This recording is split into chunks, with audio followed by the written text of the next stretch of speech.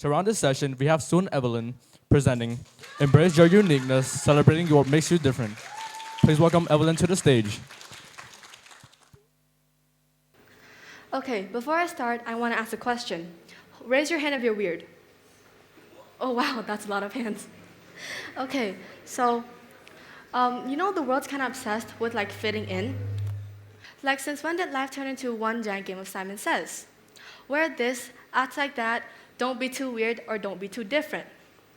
But then, what if I told you that blending in is boring? Think about the weirdest thing about you. Maybe it's the way you talk, the way you laugh, your unique sense of humor, or the fact that you put ketchup on rice.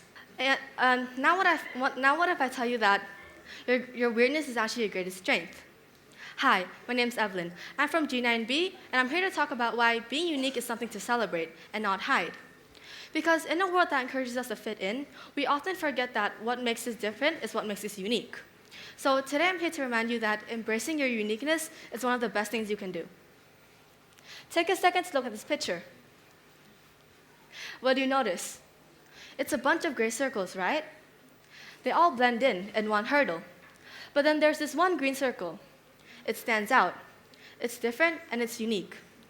This green circle represents you, it represents me, and it represents each and every one of us. But then let's be real. Being that green circle isn't always easy.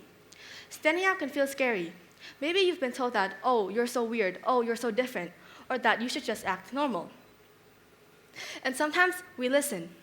We try to shrink ourselves down just to blend in, just to become another gray circle. But then why do we do that? Why do we shrink ourselves down? It's because we're afraid. We're afraid of standing out too much. We're afraid of not belonging. We're afraid of being different. But let me tell you, no one in the world that changed this world or created an impact did so by blending in. Let's go off topic for a second. What if your weirdness is actually your greatest strength? Think about it. Every singer, every artist, every inventor, every game changer in history was considered weird at some point. Let's talk about Billie Eilish. Who here loves Billie Eilish? Okay. So if she had chosen to be like everyone else, if she had tried to be like everyone else, or if she had tried to be like every other pop star, we wouldn't have gotten that soft-spoken, baggy clothes-wearing, genre-breaking we know today. Imagine she just said, nah, let me just make another love song like everyone else, with the same beat like everyone else. We wouldn't have gotten that iconic song called Bad Guy. We also wouldn't have gotten that iconic song called Birds of a Feather. And also, we wouldn't have those moments where we dramatically stare out the car window pretending like we're in a sad music video.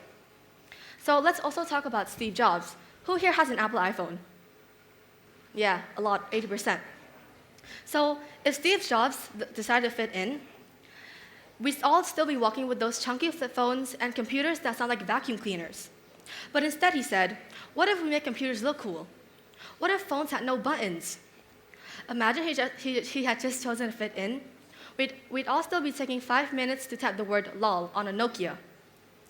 They didn't change to be like everyone else. They owned who they were. And that's what set them apart. Okay, wait, so now you're thinking, oh, that's great for Billie Eilish and Steve Jobs. But then what about me? How do I embrace my own weirdness? Number one, stop apologizing for what makes you different. Maybe you like something that others don't, and that's fine. For example, I love collecting Sony Angels. And if you don't know what they are, they're these little cute figurines with tiny animal hats. And here's a little picture of them. And I have 52 of them, and they're all just on my shelf. And I'm planning to hit 100 because I only have 62 right now. So yeah. And some people might ask, like, why do they look so weird? And why do you have so much of them? But honestly, they make me happy, and that's what matters. They bring me joy and satisfaction. So whatever your weird thing is, whether it's an unusual hobby or a weird sense of humor, don't hide it, own it. Number two, find people who appreciate the real you. Maybe your people are out there. Those people who don't look you up and down, the people that don't judge your weirdness, the people that actually match your freak, and the people that actually listen to you.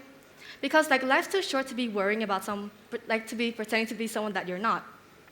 So instead of doing that, find people who match your freak. Find people who understand you and hold on to them. Number three, Use your uniqueness to create something amazing. Whether you write, draw, dance, sing, whatever makes you feel like you're yourself. Maybe you see the world a little differently, or you have an idea that seems totally out there. But instead of hiding it, use it. Your weirdness isn't just something to accept, it's something to embrace. Turn it to art, stories, music, or whatever you love. Do what makes you happy, even if no one gets it at first. Because the best things come from people who aren't afraid to be different. Okay, wait. So now, before you start saying, oh, I'm gonna go embrace my uniqueness, I'm gonna go be weird, let me tell you something important. Not every weirdness is necessarily good.